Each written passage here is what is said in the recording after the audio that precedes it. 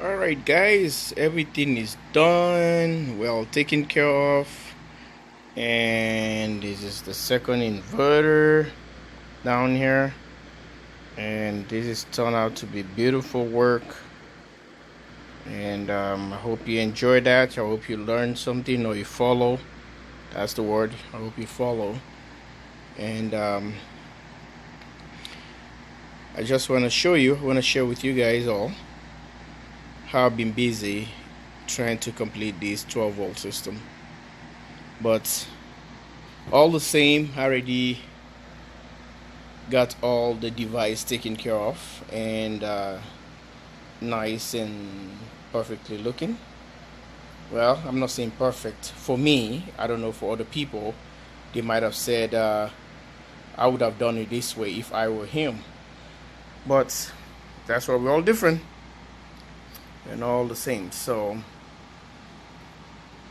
one man's food is another man's poison. So this is the way I choose to do it, and I think it turned out to be right and perfect for me. Here are the battery cables, and they're all tied to each inverter. But I'm gonna come up with something else.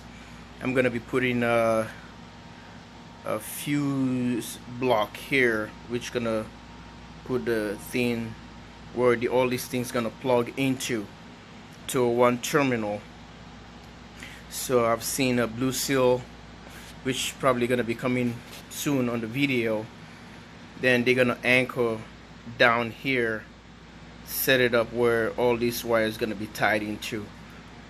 And being said that, I was thinking about putting the center part of that over there so they can be shorter wires.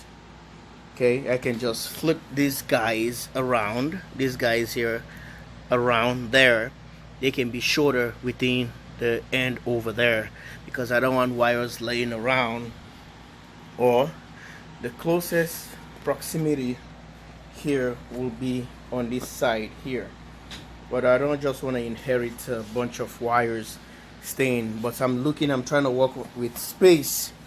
So if I'm trying to work with space here and I'm trying to work with more everything turn up decently, I don't think if I can put it on the side here will work, because this wire here will be shorter and the other one over there is gonna be longer.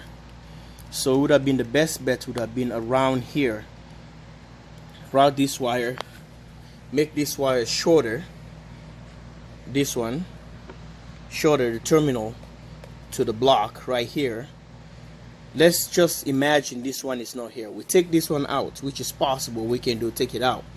We can extend it where we mount the thing, or this it's going to be hanging somewhere because it came from this inverter right here. So this one is out. That I can just put the positive and negative bus bar here, bus block here, and that would be great. Shorten the length of this wire, be short. They're all gonna be the same. They're all gonna be the same length with this one here. Sit right here. So that's where the positive bus bar and negative bus bar is gonna go, with a blue seal sitting right here at the corner. That's gonna make all the connection for the inverter. Shorter wire, big fat wires, and get it really cool. So guys, I wasted another 4 to 5 minutes of video here, which what every penny or what every time wasting. Well, I hope you like this, and please don't forget to subscribe and share the video as I'm ramping up this thing, trying to finish it up. And I will jump onto the battery box.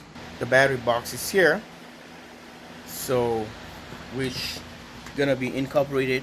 This crazy guy, I'm gonna take this one out. I don't want it there, which is a Fampuson is out. Take it out. I'm probably gonna put a Victron to monitor. So these gonna be two different separate machines. That's gonna haul my batteries, and They're gonna be the system that's gonna power it. Gonna be having wheels. Or maybe the Ryobi box that you guys watch on my other generator kit will be my guy with batteries or filled with batteries, and this guy is gonna be for another project, the PVC. Or maybe the PVC, I can just take this one old board and place it on top of the PVC box, and there we go with the wheels. This guy is gonna sit on top of it and get some terminals gonna be coming from the side. On the side of the box here, terminals gonna come on the side somewhere. I can just anchor all the inverters. Since I already have the I don't need the Victron, but I just want to incorporate there. It'll be cool, but so I can able to get the wireless or Bluetooth, so that I can see what is charging. I don't have to go close to the box. Maybe if I have in a box, I can able to car can see it. Well, this is how I plan to do it, but I can just use the Midnight here with the Whizbang Junior, hook up to it, then that's fine. I can see everything on the monitor, but I have to come in and punch the numbers to see. And I still have the battery monitor here for the Magnum, which can even tell me what's going on, how many amps taken out, and that's going to be controlling the charging system for both of this. This is where this was going to trigger the charge, but I cannot share it. I cannot share that so that they can be parallel. So I just have to set one inverter charging, or maybe set up the other inverter the way I want, is a 30 amp or whatever it is, and they're just gonna charge both of them if I want a rapid charge. Or I can just designate one inverter to do the charge. What about that? Sounds good. Thank you guys, love you, and stay tuned, subscribe and share. Stay tuned for more.